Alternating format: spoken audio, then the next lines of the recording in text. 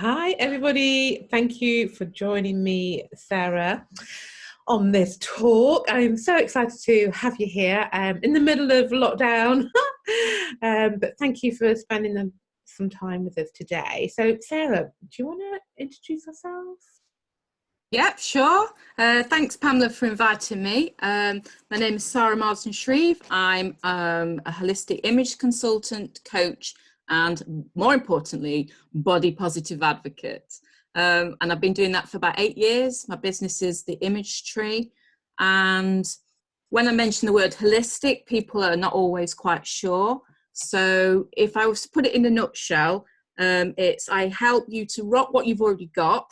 That's one of my taglines. And also to love your body and where you're happy.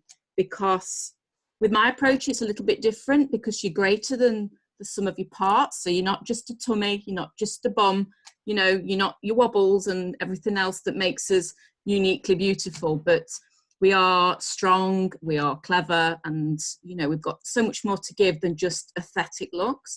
So I try and bridge that confusing gap between your mind, your body, and your wardrobe. So that's your mind, how you think about yourself, your body, what you're actually rocking, and the wardrobe is your clothes and the adornments and your accessories that can reflect your personality and just, embrace your shape, your proportions, and your creativity. That's in a nutshell. Oh, what a nutshell. Sorry, I called you Sarah, isn't it? Sarah. Oh, I answer to anything. Okay. Okay, so you said quite a lot there, and there's some really great things that you said as well. I love it. But tell us what is an image consultant? What basically, what is one? Yeah. So traditionally, an image consultant would be do you remember Trini and Susanna in the Oh yeah. 80s, Yeah. 90s? Yeah, I'm not them because they weren't very nice. Oh, okay, yeah. And then you have Gok Wan. Mm-hmm. Gok Wan, yeah. So traditionally speaking, it's color analysis, finding colors that flatter your skin, your hair, eyes, your body proportions and dressing for your shape. And your assets. And then you have the wardrobe sorting. Some people do personal shopping. So traditionally, I think that's what most people would relate to when they say image consultant, and finding your style and helping with clothes and things like that. Okay. Traditionally. And so you do that as well? Yeah. So because I'm special, what I do is I combine that traditional image consulting with coaching for your image and your mindset and well-being holistically, from the inside out, as well as mixing it through the traditional things. So I do style journeys in which you go through a process of different things and learn all of those things traditionally, but also you get me holding your hand all the way through so that you empower yourself as you go, and you can overcome looking mirrors, because I have clients that they don't really like themselves very much, and when they look in a mirror those negative voices start that that everybody has, and I help them work through those things and just change outlooks by tweaking things slightly so that with positive psychology and things like that, so that it gets easier and easier. And so by the end of it, you are not where you were at the beginning, and you start looking at yourself differently and more positively and being more thankful and grateful for yourself now, because then that helps and has a knock-on effect with everything in your life. So it's about self-care and empowerment. Exactly. And I think when women can really understand that, exactly what you just said there, when they can understand that they can love themselves just as they are. You might not be a size 10 or a size 8 or, a size 12. It doesn't matter. And your body might be different, particularly in this phase of life, women in perimenopause and postmenopausal women. Your body shape is likely to change based on the hormones. But I think if you can just accept yourself, I think that's what you're saying, isn't it? About accepting. Yes. therefore, when you come from a place of love, you can do the things to help yourself lose that weight anyway and have that healthy body that you want. But when you're coming from a place of dislike and hate and that sort of negative self-talk about your body, Mhm. then, you know, I always say your body's listening. Oh, yes. And if you wouldn't say it to your friend, you shouldn't say it to yourself. I read that somewhere, and it sticks because it's very, very true. And, you know, there are things that we can do. And I think that once you are in a place where you are a little bit more accepting, and you don't have to love yourself, you just have to start somewhere. So just being okay with something is okay. It Mm. doesn't matter what it is. And then it's like a seed. You plant the seed, and then it just goes on from there. And I think if the more that you do it, the more that you change your sort of neuroplasticity in your brain, and then you just keep going that way, and then you don't notice anything else. Mm. And Yeah. you can challenge what you're saying to yourself, and you can say, actually, no, that's not true. Mm-hmm. Exactly. So you can challenge that inner critic. Yeah. Yeah, because you are your only audience in here. So when you're saying those things, when you look in the mirror, there's nobody else there to argue apart from you. So once you realize that you can say, actually, that's not true, that's not right, I don't agree with that, that's a bit harsh, you can tell that bit to go and sit down. And just, you know, there's different things that you can do, but I always find the clothing aspect of things, because as women we enjoy clothes, we enjoy accessories and jewelry and things that make us happy. They have memories to them as well. I mean, things in our wardrobes can bring us such joy. And you've got a process called enclothed cognition, and there's just a lot of things that we can do. What was that? Closed cognition? Enclothed cognition. What's Yeah, it's a process in which what we wear can affect our mood and our mindsets. Just from colour psychology, but to also first impressions and things like that. You know, when we wear things that are comfortable and are happy, and it lifts our mood, and it also can help us create focus. You know, if you dress for an interview, it can help that process. So yeah, it's not just clothes for me, it's the whole person and everything else that comes with it. But clothes are relatable, aren't they? Yeah. Just thinking about some clothes in my wardrobe that, you know, wore for special occasions. Yeah, That, you know, you'd look at them, look at the photographs of you wearing them, yeah, brings back nice memories. yeah. Yeah, that's so important. So what would you say now? Because like we're in lockdown, or Hmm. perhaps you're not in lockdown, but maybe you've been in lockdown, or maybe you're going into lockdown, who knows? Yeah. And so we're not going out, no one's seeing us. What are your advice there? So my advice would be, when you wake up and you've got that time to yourself, and you might be a bit grumpy, or you might not, you might be pretty positive, but I think it's important to dress. You can dress for your mood, but you can also dress to change your mood. And you don't have to go and wear, you know, if you're not going anywhere, it doesn't matter that you don't have to put your best things on, but sometimes it's nice to put something on, maybe like you said, that's got a good memory. No one's going to see you, you can just pop it on, or go and have a rifle through your stuff, or wear the ring that your friend bought you, or, you know, things like that. And buy yourself a decent pair of pajamas, something, some glittery slippers, whatever it is. It's a little bit of special to get that value and that self-worth and self-care. And, you know, I just think it's nice just to have little special things from time to time. You know, if you've got work to do and you're doing Zoom calls, you know, just wear something that you feel confident in and might help the morale of whoever's watching as well. I mean, I've got that little glittery collar on today.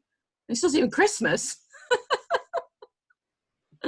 So yeah, I just think little things, that's all you need to do. And your environment's important as well. So you've got lovely things in the background there, Pamela, that I can see, photos and things like that. So why can't clothes and things that we wear have the same effect? Mm, It's interesting.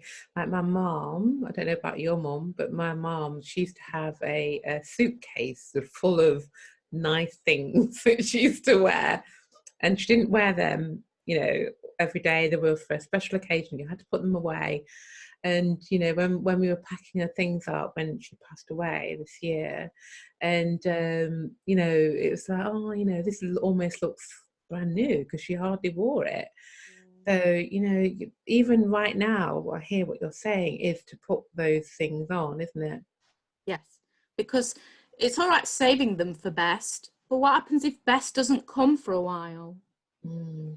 And especially if it costs you money, it's cost per wear as well at the end of the day. So you might as well utilize them. Okay, you don't need to put your ball gown on when you're doing the hoovering. I understand that. But you can still just put something on that just makes you smile or gives you that warm, fuzzy feeling or just makes you feel special. We're worth it, aren't we? Yeah, 100%. Mm-hmm. 100%. So I know when we were talking before we started recording, we were talking about body image and how,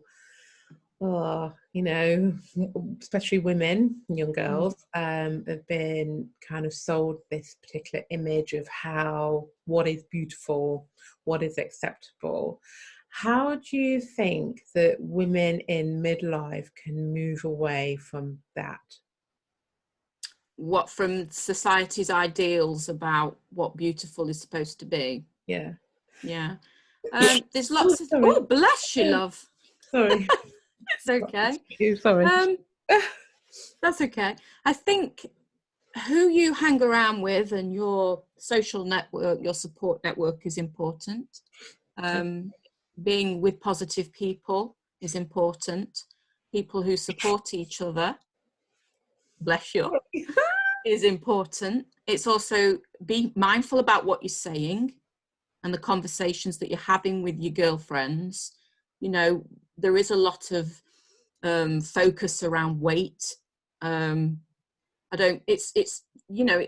always comes up in conversations, when we go, somebody might say, you look well, have you lost weight, and things like that. And what happened to you just look well? Why do we have to bring weight into it? Because then you start comparing yourself and the whole thing starts going, and then everybody's talking about weight. So sometimes it's best not to get into that conversation and put that to one side.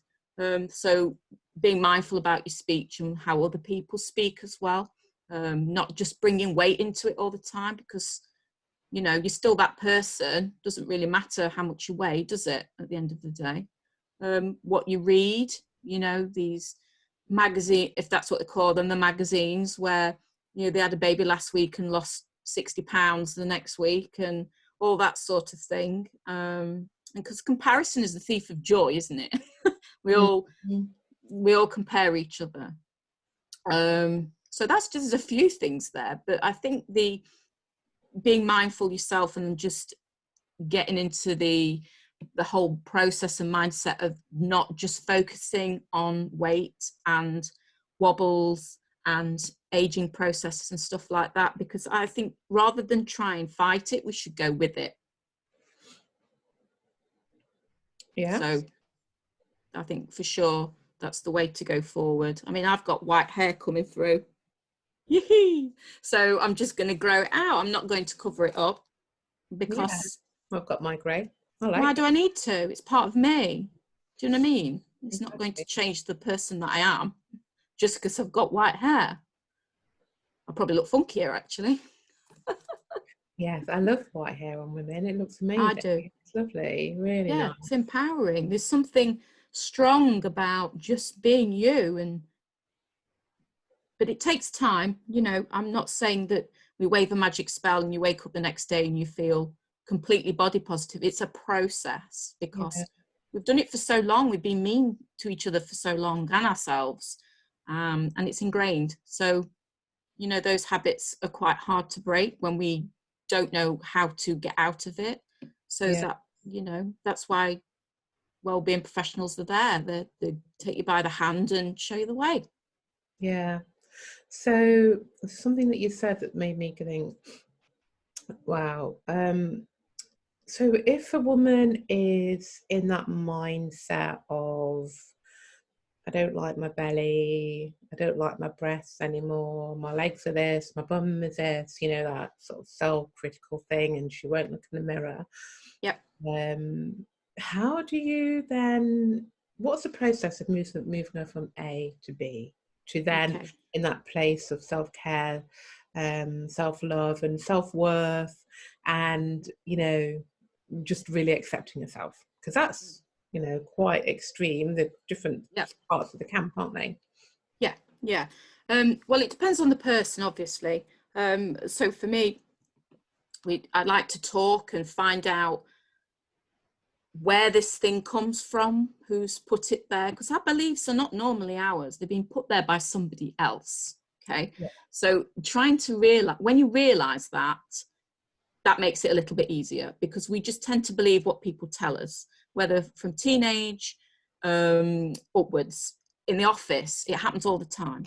So I try and get an understanding of that, and then work with them. So when I said, you know, earlier that we tend to focus on the negative, so we just look at one thing. So let's say tummies, for instance.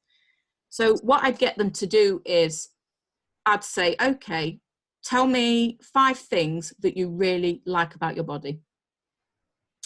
And they'll go, don't know, because they're not used to doing it.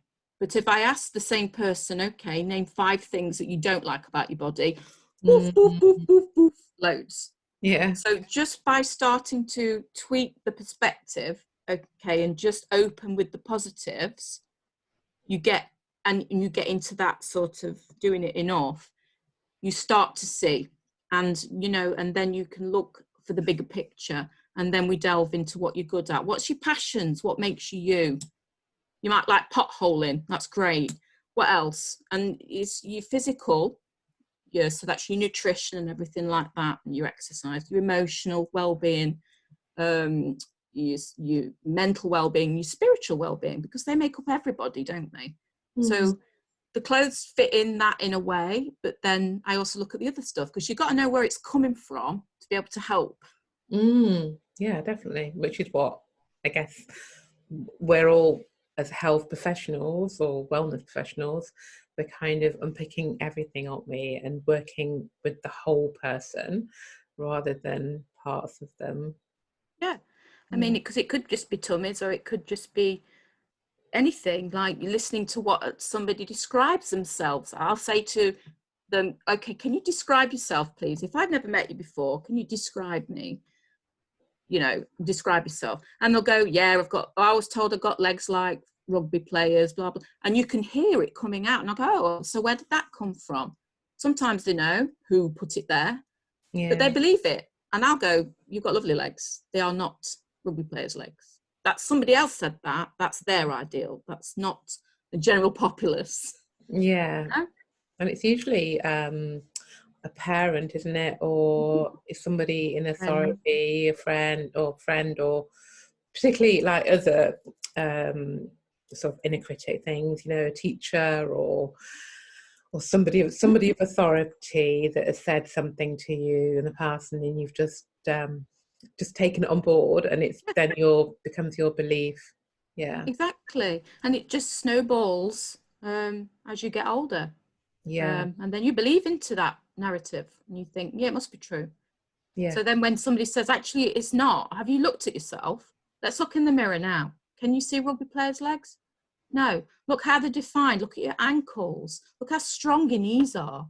You know, and your skin's lovely. I don't see hairy rugby players' legs. And I'll go, oh, no, maybe not. Because it's what you see in the mirror is a reflection of your belief system, not the physical aesthetics. Yeah. It's distorted. Absolutely. That's so good. So what would you say to a woman in the time being, while she was kind of learning to come to terms with herself and finding out where it came from, these beliefs that she has, and she was in that journey of moving forwards? In terms of what she was wearing, what would you say that would be beneficial for her to wear, maybe so that she feels a bit more comfortable in her own skin? Yeah, I remember my mum was my mum, she had me at 45. So by the time I was like a teenager, she was like in her 50s, nearly 60. And I remember her wearing like a corset and then these like big pants that came to here, and she'd pin them both together. So of course it was here, and then she'd pin this thing up here. So that she was covering everything up and pulling it all in. Yeah, and I know Got Kwan used to do that, didn't he, as well, didn't he, with his ladies? Yeah, and I don't know how comfortable it would be to wear those. I can't imagine. No. The thing is, well, there are Spanx out there, or whatever they call them, and they can give you a bit of confidence when you need them. But the key is with your clothes is to go with your silhouette, because when you start trying to change it and force things in, it just gets more uncomfortable. And, you know, even if you've got an area that you are not in as much love with as the rest of you, there are clothes like prints and the shape and the length. If it's in proportion to your natural silhouette and your natural proportions, you can wear clothes that will camouflage, if you like, that's the word, while you're in that process of becoming more confident with yourself. Because yeah, going with you, and the fabrics as well, different fabrics can help. It depends on your silhouette, because if you're quite curvy, because I don't do fruit, I don't do apples, pears, whatever it is, strawberry shapes or whatever it is. I work with natural proportions. So I'm not bothered about what size people are. Couldn't give a monkeys, because it's about your proportions. So your body's cut up into quarters, and your hip to waist, whether you go in or whether you're quite straight. You know, we're all very different depending on where your rib cage lies and your skeleton and stuff like that. So it's important to dress. The trick is to dress to what you've been given. Okay. Even if you were an hourglass, Yeah, so you had a waistline, yeah, you'd gained weight in menopause, and then you became kind of really rounded. Would you yes, still dress to that your own natural body shape as you are. as Yes, you not are how now? you were. How Okay, you are right. now. Yeah. Okay. So if you were quite, because I, for one, I used to have a waist. I have now straightened up my waist, because I'm perimenopausal as well. So I play with the lengths, and I play with the materials, and I play with the silhouette. So now I'm straighter. I work with straighter silhouettes rather than trying to wear, like, I can't wear a belt particularly. Well, I can, but it doesn't suit my natural, because if I put a belt on, I'm squishing in a waist that isn't there. Okay. So you work with it. So I don't mean tight or anything like that. It's just it's about skimming, using pattern, the shape, and darts in things, and just where things end, lengths and sleeves and things like that, and necklines. Because what it does is it optically lengthens you, up and down rather than going left to right. Sounds really So technical. clothes can be your friends, absolutely. It doesn't matter what shape you are, because we're all beautifully different. And it's not reflected in your weight either. You can have 6 women lined up that all weigh the same. The bodies are completely different, the heights are different. Exactly. And this is why weight doesn't really matter, unless it's for health reasons and things like that. I understand. Well, it only matters unless you're really overweight. But Yes. you know, if you're kind of an average height, average size, you know, I guess if you're like obese, then it really matters. But apart from that, it doesn't matter. And women are definitely stuck on that, and that's because of the slimming industry, isn't it? You know, The and diet culture. they set onto those sad scales, you know, and it just depletes your mood, your energy, your self-worth, and it's just shocking, really bad. It is. The diet culture has a lot to answer for. It's $1 billion business, and that's why they keep telling us that we're not good enough, because it keeps the monies and it keeps the tills ringing. Imagine if no one cared, they would be out of business, Yeah. wouldn't they? Yeah, exactly. I mean, I do cover weight loss in my programs, and you know, some ladies struggle with weight loss in this phase of life. but we don't ever talk about calories. I don't talk about size.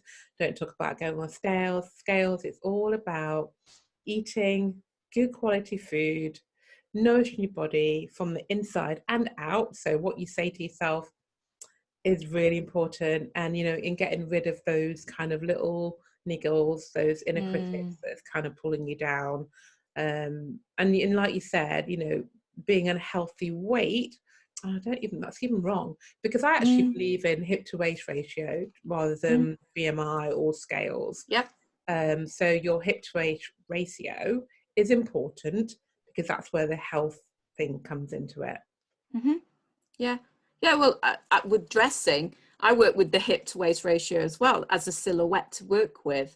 And if it changes, it's fine. But you go with what you have, because that's empowering yourself at this precise moment, as opposed to distorting it. Because when you start distorting, you can add width, it just doesn't flatter, and it also doesn't make you feel any better. When you're wearing something that fills you with joy and people tell you that you look good, and it makes you feel good as well, because normally those things that you wear are the ones that you look good in.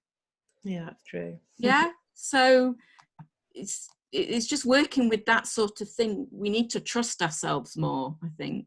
Definitely. With food as well, we need to be intuitive and think and eat with our tummies, rather than emotionally and things like that, which we all do, so eating good food, as you say, is so important. Really is. So women struggle with, or can struggle with, hot sweats at this time as well. And so, I've been on calls with women and they're taking this off, putting it back on again, taking it off, constantly doing that all the whole time. And it's something that obviously my end of this kind of health is where I'm there to help them in terms of helping them to reduce them or eliminate them altogether. But from your point of view, what would you recommend? Natural fabrics, because they allow for the breathing of your skin and the sweat. Because in synthetic fabrics, it pulls sweat, it holds it, and it holds it to your skin, so it doesn't actually cool you down. That's why some fabrics hold odors more than others. So if they've got elastane in, or polyester or something like that. If you do overheat and you do sweat, I would definitely say try and keep to natural fabrics. So like cottons, wools, tweeds, I'm thinking autumn and winter, wool, that sort of thing. Linen's more for summer, but if you're wearing layers, you can wear any layers. It doesn't really matter because you can take them on and off, but natural fabrics. So tencel and modal are quite modern fabrics, but they are made from plants. Sorry? What did you say that was? Tencel, Tencel, and modal, Modal, and they're made from plant fibers. They do put them in like children's uniforms and stuff as well, because they're quite hardy, so you can look for mixtures of things like that as well. And obviously bamboo, so anything, a natural fiber will help your temperature regulation more than a man-made. That's really interesting. I didn't know that. Thank you for sharing that. That's okay, because you can use it in summer, you see, for when you're hot. That's why we tend to go for cottons and things. But in winter, if you're layering anyway, just keep your layers natural. Right. That's good advice. So tell us about how do you work with clients? How can people, if they want to work with you, what would they need to do? Okay, so I do the traditional, so you could have a session if you just wanted to learn about what colours bring you joy, what colours really work with you, that make you happy, because I have the psychology aspect to it as well. It's important to be able to relate to you as a person. It's all right saying you look nice in yellow if you hate yellow. It's pointless. Yeah. So there is that yellow. Yeah, so I'm not the colour police, nor am I the fashion police. So I'd like to say that now. It's about working with you. So you can book those as one-to-ones for 2 hours. And I do the body shape, so you can find what works for your body shape naturally. one-to-one, or I can do that one virtually, or I have the style journeys, which is we find out the point at the beginning where you want to be, and we put in all those different aspects of the traditional image consulting with the coaching. So you are on a style journey, and that can be for whatever. It could be for work, or you know, or just personally how you're feeling at the moment. You want to empower yourself as you are in your wardrobe. You want your wardrobe to reflect that, and not waste any more money Googling what size you are, what you should be wearing, or I'll just tell you when we work together. Wow. So yeah, and I have an e-course as well about self-image at home. So that allows you to go in your wardrobe and get all those fuzzy feelings, and, you know, understand that, you know, how your body introduces you to body positivity, actually, with a few mindset stuff in there. So it's a good introductory one. Okay, so this is something that you download, or you don't download it, you have to sign up for, and then you get emails. Is that right? It's well, if you go on the website, it's just you just pay for it, and then it's all in your inbox, and there's videos in there and little worksheets, and you can do it at your own time at home. And I've got a Facebook group that's full of positivity, that you can go in there as well to just connect with other people that aren't necessarily doing the course. They could have done, but it's a nice, positive, safe space to be happier. Yeah, and where you're happy. Yeah, and why not? We're worth the effort. Totally, we are, definitely. Oh, thank you so much for sharing your knowledge, and wisdom and passion as well. Oh, yes. Because So, I've been there. have you really? Yeah, I didn't do this just because I fancied it. It's because I was bullied at school. I've lost children, early pregnancies, lost miscarriages and stuff. I hated my body. Didn't like myself. Thought I was ugly, fat, whatever. So if I can do it, I can pass those skills on to other people. And you can, you know, you don't have to start loving, but you can start liking, for sure. Or liking a part. Yes. Even if it's just your eyes. Doesn't matter. Yeah. It's very important to start somewhere. Thank you. Thank you so much. Welcome. Did we say where people can find you? We didn't, did we? I don't think we have you. So where are you? I'm everywhere. I'm on Facebook, Pinterest, I'm on Twitter, but my business is called The Image Tree. So to be www.the-imagetree.co.uk, all lowercase. Everywhere. Yeah, The Image Tree. If you put that in, you'll find me. Okay. Well, I'll probably put your website in here anyway, so people can have a look at what you offer and connect with you on social media as well. Yeah, cool. Thank you. And I'd just like to say also, Pamela, thank you for writing the guest blog for me. That will be on there as well for everybody to go and read. It's excellent. Oh, thank you. Thank you. Welcome. Feel the love in the room. Yeah. Right, I need to end this.